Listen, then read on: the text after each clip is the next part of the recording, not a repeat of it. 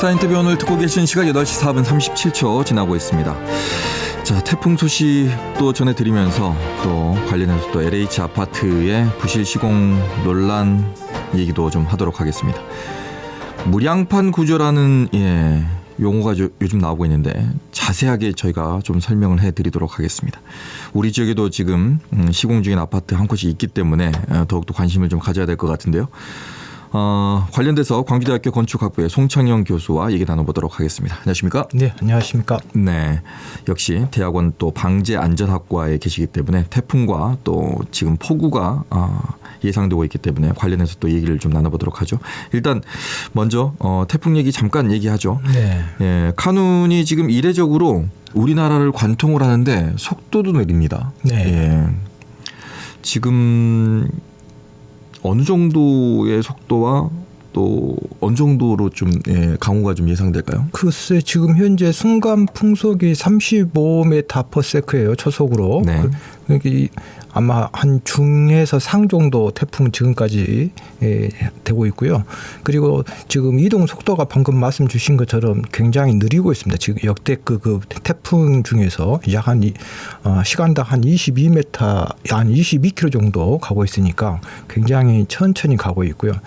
문제는 지금 아마 제 생각에는 지금 방금 말씀 주신 것처럼 한반도를 정확하게 가운데를 이렇게 관통해서 올라가고 있지 않습니까? 네. 보통은 태풍이 우리나라의 지형학적인 특성상 편서풍을 타고 서에서 동쪽으로 살짝 이렇게 우측으로 이렇게 나가는 그런 형태를 갖고 있는데 이번에는 북태평양 고기압 때문에 딱 우측에서 딱 버티고 있어서 그대로 수직으로 지금 올라가고 있고요.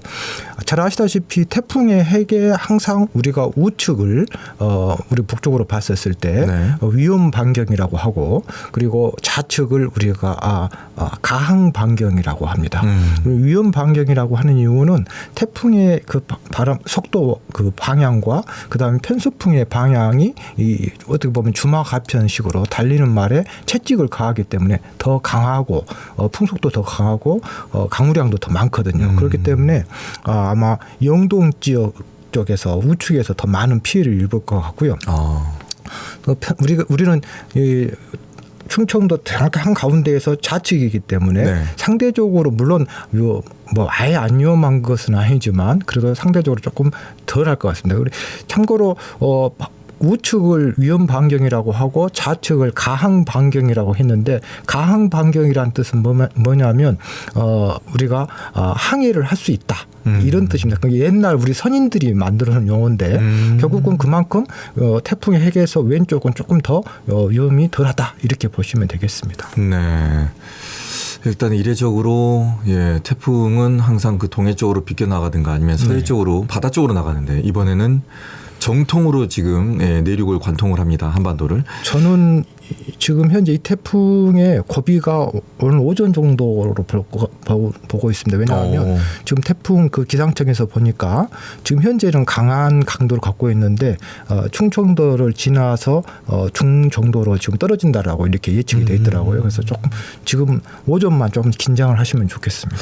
그 태풍이 세력을 유지하는 것 중에 하나가 그 수증기나 그 바다 쪽이잖아요. 맞습니다. 내륙으로 들어오면 올라올수록 약해지는 건 맞습니다. 이제 수증기도 좀 적어지고 또 우리 지표면의 마찰에 의해서 강도가 좀 떨어지는 거죠. 자, 관련된 얘기는 잠시 후에 또 저희가 뉴스탠바이에서 이다솔 캐스터와 함께 또 얘기 나누도록 하겠고요. 오늘은 무량판 구조 아파트 관련해서 얘기를 하겠습니다. 용어가 참 어렵습니다. 어렵지 않죠. 그 없을 무자 보량자니까 보가 없는 구조다 이렇게 보면 됩니다. 보. 네.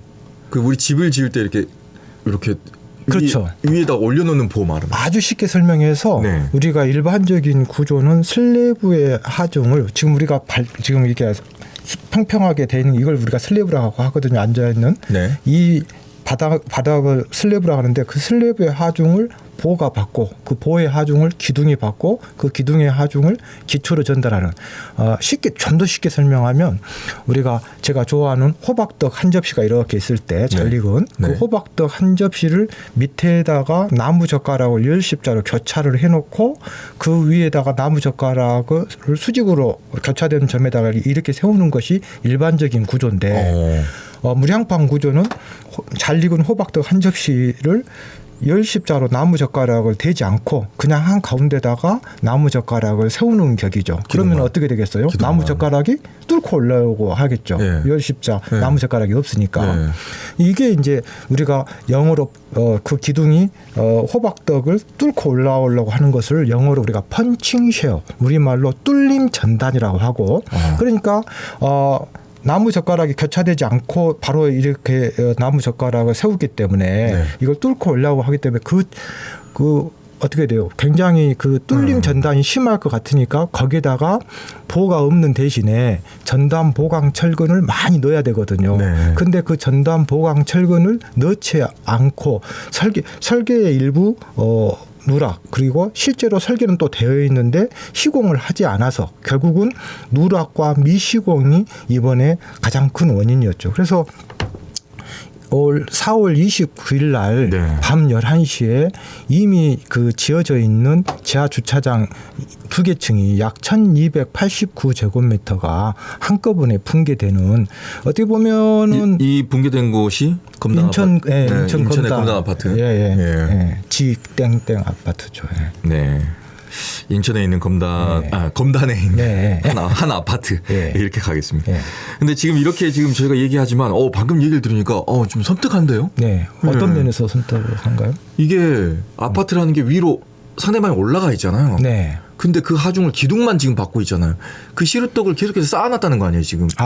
지금 맞는데 네. 지금 정확하게 얘기를 하면 아파트가 아니고 지하 주차장이거든요. 그러니까 지하 주차장은 지금 밑에가 있고 옆에가 있고 지하 주차장 옆에가 아파트가 이렇게 올라가는 형국입니다. 이 아파트는. 그 아파트는 검단 그 아파트는 지금 우리 아나운서님이 생각하시는 위에 그대로 아파트가 있고 그 밑에가 있는 주차장이 아니라 주차장은 옆에가 있습니다. 다행이네. 예. 잠깐만 그러면은 지금 문제가 되고 있는 그 아파트들 있잖아요. 지금 명단이 나왔어요. 명단이.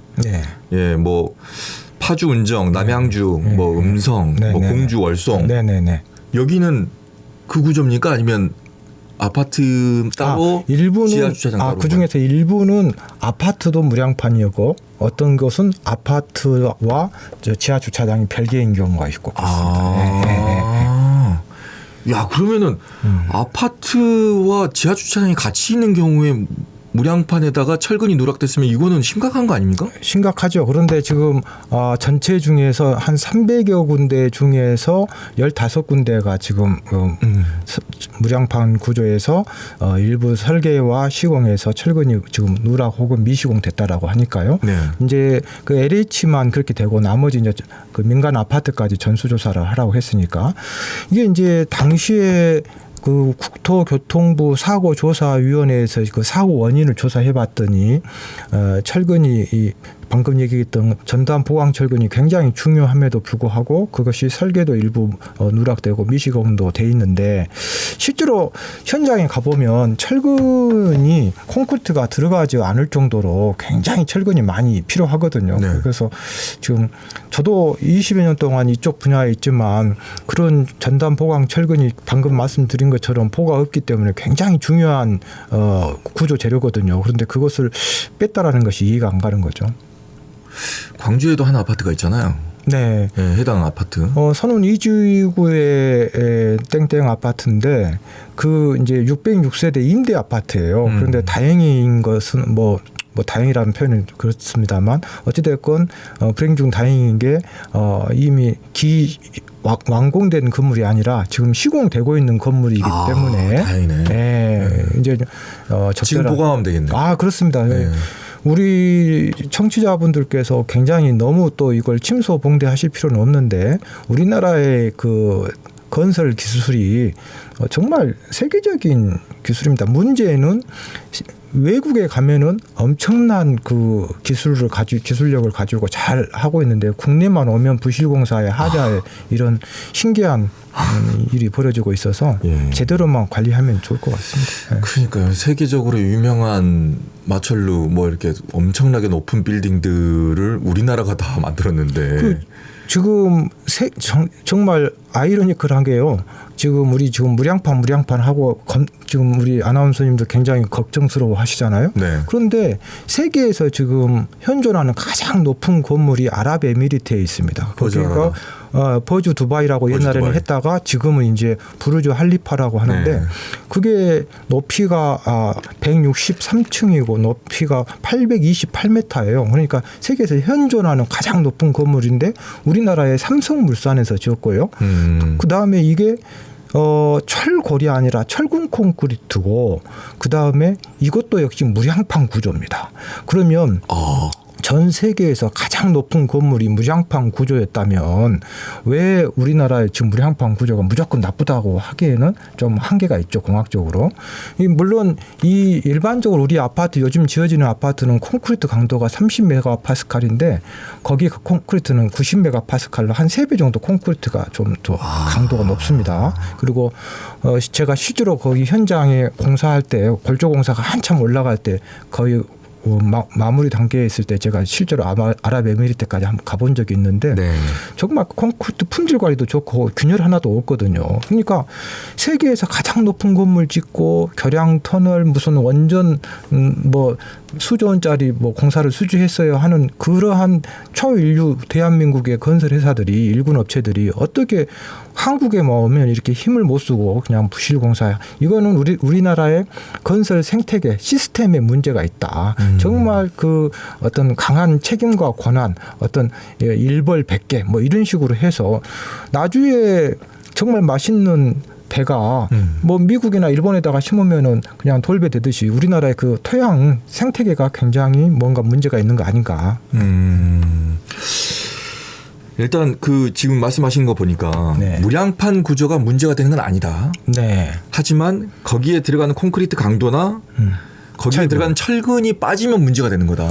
그렇죠. 그러니까 철근을 설계도 잘 해야 되고 철근 설계를 하는데 요즘에 그 구조 설계라고 합니다. 저희들이. 네. 그러니까 어떤 하중의 조건에 맞춰서 철근의 간격이라든가 개수라든가 콘크리트의 강도라든가 구조물의 단면이라든가 이 설계하는 것이 전부 수학이거든요. 근데 지금 이게 3D 업종입니다. 왜냐하면 아무래도 컴퓨터에서 장시간 동안 계산해야 되고 뭐 날새기도 좀 죄송한 얘기지만 해야 되고 하다 보니까 요즘 젊은 우리 건축 학도들이 이쪽으로 오려고 하지 않죠. 힘드니까 좀 더 쉬운 곳으로만 가려고 하는.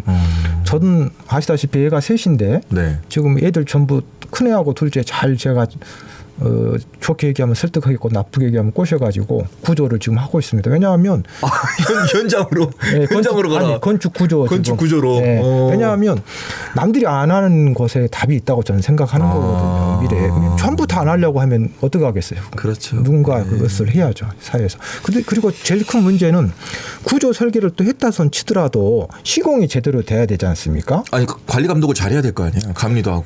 그 관리 감독도 잘해야 되지만 물론 차후적으로 시공을 제대로 해야 되는데 그러면 도면대로 시공을 해야 되는데 이번에 매스컴에도 나왔지만 2층에 철근 배근 할 것을 3층에다 해버리는 그러니까 층마다 철근 조건이 틀린데 도면을 이것을 제대로 숙지를 못하고 도면을 이해를 못한다라는 얘기잖아요. 왜 이런 일이 발생하냐면 현재 우리나라의 건설 기술자가 고령화가 되고 외국인화가 너무 심합니다. 그러니까 그중에서 지금 통계상으로는 외국인 근로자를 15%로 봅니다만 실제 현장에 가면 95%거든요. 그럼 그 말은 뭔 말이냐면 대부분이 불법 체류자로 이루어져 있습니다. 자, 그러면 이런 분들이 실제 현실은 이렇게 돼 있기 때문에 어떻게 되겠어요? 도면을 벌지를 모르는 거죠. 그러니까 소위 얘기해서 네. 야, 이거 다른 얘기네, 이게 지금. 아니 예. 이제 이건 솔직한 얘기로 이제 현실적인 네, 얘기입니다. 아니 그러니까 저희는 지금 무량판 구조가 이제 문제가 될 건 아닌데 네. 거기 안에서 철근이 누락되거나 이러면 이제 문제가 되는데 네. 철근이 누락되는 원인 중에 하나가 물론 의도적일 수도 있지만 도면대로 안 하고 네. 설계대로 안 하기 때문이다. 네. 근데 그 현장에는 외국인 근로자가 이해 못하는 도면을 보면서 할 수도 있는 것이다. 도면 판독도 못하고 한국 현장 소장하고 커뮤니케이션도 잘 안 소통도 안 되고. 되고. 자, 그런 이런 건설 생태계의 문제점을 알면 기존의 과거에 거의 뭐 90% 100%의 한국 기술자들이 젊은 층들이 열심히 하려고 했던 그런 분위기에서는 얼마든지 가능하겠지만 이게 자, 이런 생태계가 지금 붕괴됐잖아요. 그러면 어떻게 해야 되겠습니까? 감리라고 하는 분들이 이제 감리. 작동이 되어줘야 됩니다. 감리를 쉽게 표현해 하면은 주시면 설계 도면이 제대로 돼 있는지 또 설계 도면대로 시공을 하는지를 우리가 우리 아파트 분양을 받으면 돈을 내잖아요. 네. 그 돈의 일부에 그 감리 비용이 들어가는 거거든요. 그러니까 우리 일반인들이 우리 김기빈 아나운서가 아파트를 분양 받았다. 그러면 돈을 돈 내는 중에 감리비가 들어가 있을 거 아닙니까? 그러면 김기빈 아나운서 대신해서 설계 도면이 제대로 돼 있는지 설계 도면대로 시공이 되는지를 매우 눈으로 어떤 정말 고도의 전문 기술을 가지고 그걸 지적해내고 문제점을 파악해서 선제적으로 대응을 해줘야 되는데 이 감리가 작동을 안 하는 거죠. 그러니까 교통사고도 안 나야 되지만 교통사고에 대비해서 우리가 안전벨트를 매고 뭔가 사회 안전 시스템이 있는 것처럼 건설도 감리가 있음으로 인해서 그 크로스 체크를 하게 돼 있는데 네. 지금 이번에 작년에 화정동 현대 아이파크도 감리가 39층에서 콘크리트를 타설 하고 있는데 현장에 올라가 보지 않았다라는 거 아닙니까? 결국은 우리 이 감리가 사회 안전 시스템이 이게 작동을 안 한 거죠. 일단은 뭐 정리를 하면 네. 방금 이제 뭐 너무 쉽게 잘 얘기해 주셔서 듣고 계신 분들도 이해가 빨리 됐을 것 같고요. 제일 걱정은 이제 선운지구에 그 해당 아파트가 있는데 지금 다행히 보강공사하면 네. 아무 문제 없다. 네. 근데 그 보강공사도 감리가 철저하게 설계도대로 됐는지 또 시공할 때도 설계도대로 됐는지를 꼭 확인해야 될 것 같고요. 네. 예. 아마 이제 지금 후속 조치로 국토부 산하의 국토안전원에서 지금 그걸 매우 눈으로 지켜보고 있을 거고요. 저 역시도 최근에 광주시하고 광산구에서 좀 도와달라고 해서 이제 지금 현장을 많이 좀 돌아다니고 있습니다. 제가. 네. 민간 아파트 같은 경우에는 전수조사 해가지고 만약에 나오면 어떻게 됩니까? 아마 굉장히 큰 파장이 있을 거라고 생각합니다. 만약에 이제 문제가 없으면은 정말 다행인데 만약에 그 문제가 있다라면 저는 민형사상 지리한 법적 싸움도 아마 할 것 같고 그리고 건설회사는 어떻겠습니까? 우리 기업에서 가장 중요한 게 크레디트 신뢰거든요. 우리가 어떤 그 아파트의 브랜드라든가 이런 것들이 굉장히 중요한데 아마 엄청난 사회적인 파장이 있을 것 같습니다. 그것은 향후에 저희가 또 얘기 나누도록 하겠습니다. 네. 자, 오늘 말씀 고맙습니다. 네. 네, 지금까지 광주대학교 건축학부의 송창영 교수와 함께 얘기 나눴습니다.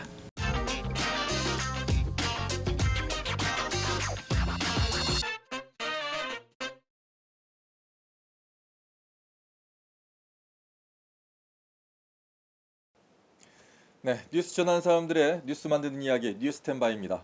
네. 자, 오늘은 태풍 특보 상황을 좀 긴급하게 네. 전해드리겠습니다. 네. 이다솔 기상캐스터 나와 있습니다. 안녕하십니까? 안녕하세요. 네. 날씨 요정 뭐 이렇게 얘기를 해달라고 자꾸 오늘은 방송 들어오기 전까지. 오늘은 제가 날씨 요괴라고 해도 용서를 해드릴게요. 왜냐하면 오늘 정말 요괴 같은 날씨의 소식을 전하러 나왔거든요. 너무 심각한 태풍의 상황입니다. 예, 좀 이례적으로 지금 우리 내륙을 네. 관통하게 생겼기 때문에 네, 특히나 네. 빨리 빠져나가지 않는 태풍이어가지고 더 네. 걱정이 지금 돼서 맞아요. 저희가 지금 전해드려야 될 것 같습니다. 네네. 현재 태풍 위치가 어디입니까? 지금 통영 약 100km 부근 해상에서 북상 중인 상황입니다. 지금 태풍 혹시 경로, 위치, 화면 준비가 되면 같이 보면 좋을 것 같은데 네. 지금 통영 앞바다에서 북상 중인 상황이고 오전 9시에 통영 부근에 육상을 할 것으로 예상이 되고 있고요. 네. 이후로 한반도를 아주 느린 속도로 관통할 것으로 예상이 되고 있습니다. 예, 조금 전에 그 화면 보셨지만 네. 태풍이 보통 보면 이렇게 커브를 틀면서 이렇게 나가잖아요. 맞아요. 근데 이 태풍은 중국으로 가려고 했다가 다시 돌아와서 네. 마치 살아있는 것처럼 그 다음에 다시 이제 내륙으로 왔습니다. 지금 보시다시피 네. 저렇게 가요. 야, 맞아요. 이거는 저는 정말. 보다 이런 경로는 저도 지금 기상캐스터 지금 7년 차지만 네. 저런 태풍은 정말 보기 드문 경로의 태풍인 것 같아요. 예, 희한하게 지금 경로가 네. 자, 저렇게 올라와서 지금 현재는 통영 앞바다까지 지금 올라와 있습니다. 네, 그렇습니다. 우리 지역의 최근접 시각은 언제입니까?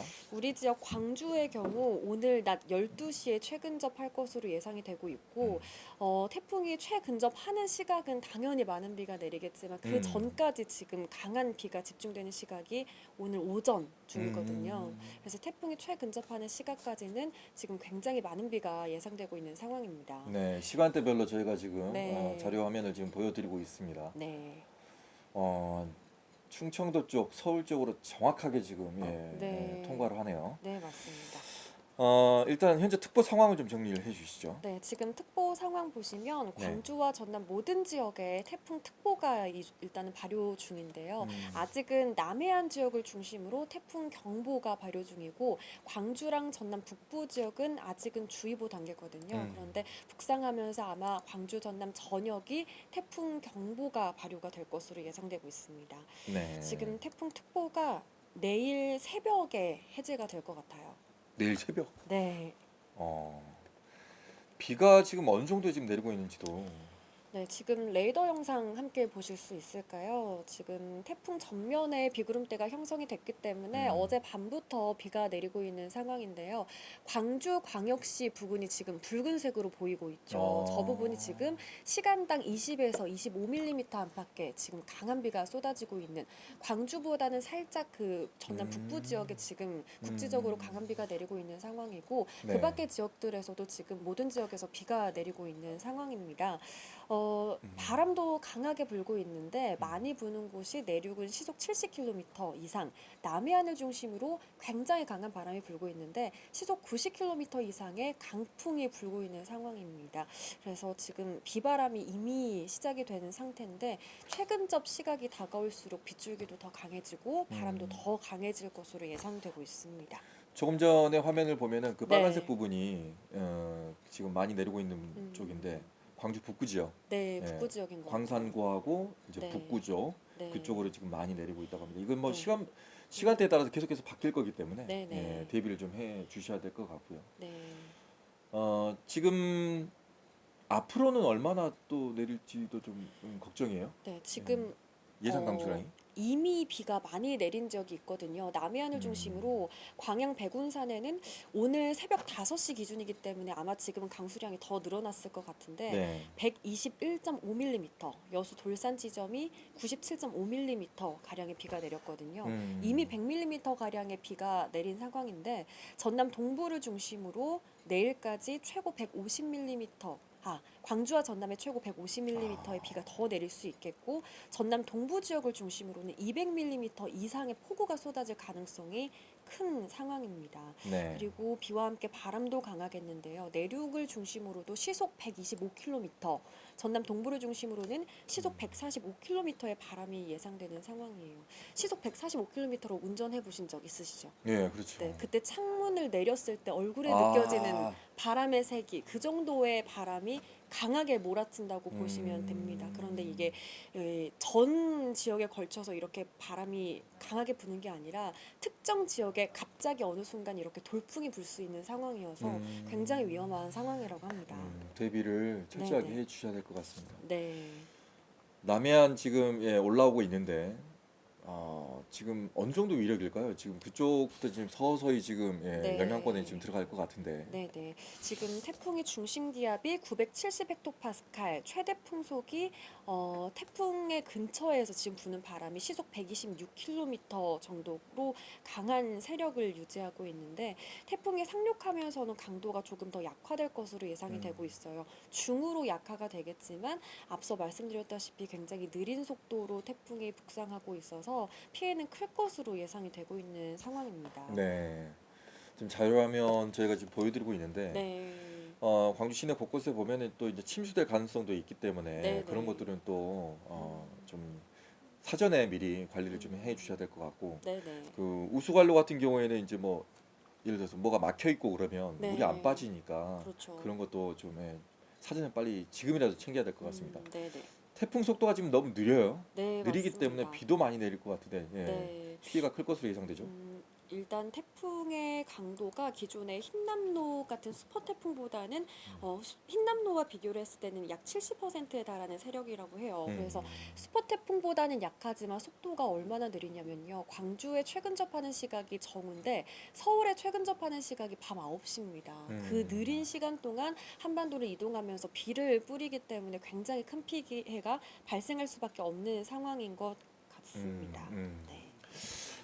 이런 경로로 이전에 올라왔던 태풍이 있죠. 네, 있었습니다. 네. 지금 5년 전에 2018년에 태풍 쏠릭이 한반도를 관통을 했었는데 쏠릭의 경우에는 당시 강도가 중형 태풍이어서 큰 피해가 예상됐지만 내륙으로 올라오면서 세력이 생각보다 많이 약해져서 예상했던 것보다는 큰 피해가 없었거든요. 다행히. 이번에도 그랬으면 좋겠는데 그보단 앞선 2012년도 산바가 왔을 때도 한반도를 관통했었거든요. 그때는 굉장히 피해가 컸습니다.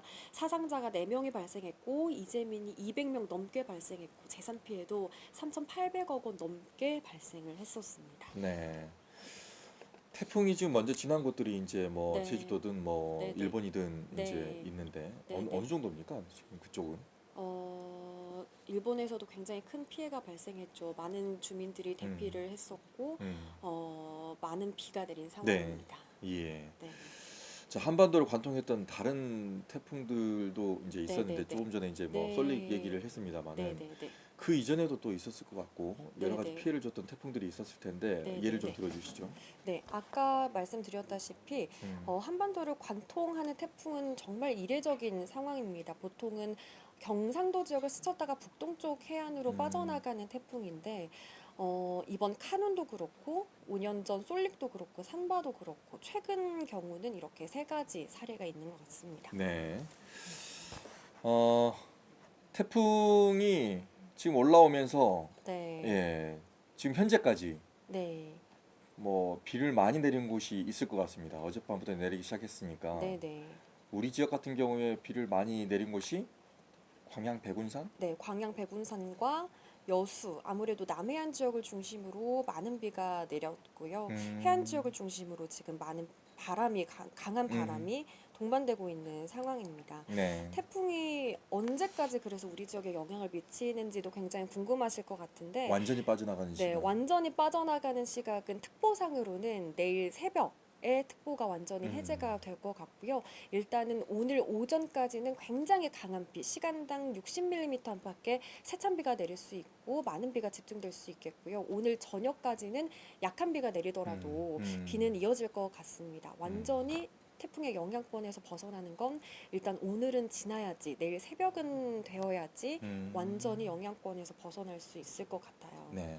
일단 내륙으로 올라오면 조금 약해질 것으로는 예상이 됩니다만 네, 맞아요. 그래도 내륙으로 막 올라온 상황, 오전 네, 지금 네. 상황은 우리는 좀 긴장을 좀 해야 될 것 네, 같습니다. 맞습니다. 태풍이 지나면 이제 다들 좀 기대를 하잖아요. 이제 네. 뭐 입추도 지났고 네, 맞아요. 폭염도 좀 잦아들지 않을까 네, 네, 네. 뭐 이렇게 생각을 할 텐데 어떻습니까? 일단 폭염 상황은 폭염주의보 정도는 예상이 되는 음. 부분인 것 같아요. 왜냐하면 계속 낮 기온이 30도를 웃돌고 생각보다 최저 기온이 많이 낮아지진 않더라고요. 25도 안팎이어서 열대야도 조금 지속될 수 있을 것 같습니다. 그런데 워낙 태풍이 오기 전까지 37도 막 이렇게 올랐기 때문에 그에 비해서는 아마 상대적으로 좀 더위가 덜하다고 느끼실 수 있지 않을까. 정말 피해가 굉장히 적었으면 좋겠고 네. 더위도 심하지 않았으면 좋겠습니다. 예. 자, 일단 태풍이 지금 상륙해서 지금 올라오고 있습니다. 네, 되도록이면 많은 피해 없이 지금 피해가 너무나 예상이 되고 있기 때문에 네, 네. 걱정이 돼서 지금 말씀드리는 건데 그래도 예, 잘 준비해서 네. 예, 잘 빠져나가길 바라는 마음이고요. 네, 맞습니다. 저희도 좀 준비를 계속해서 좀 해드려야 될 것 같습니다. 방송으로라도 네네. 좀 준비를 해드려야 될 것 같습니다. 네, 맞습니다. 자, 화면상으로 지금 태풍의 이동 경로 잠깐 보여드렸고요. 예, 많은 준비를 통해서 큰 피해 없이 지나가길 바라겠습니다. 네. 자, 이다솔 기상캐스터와 함께 뉴스 스탠바이 태풍 네. 특보 상황 전해드렸습니다. 고맙습니다. 네, 감사합니다.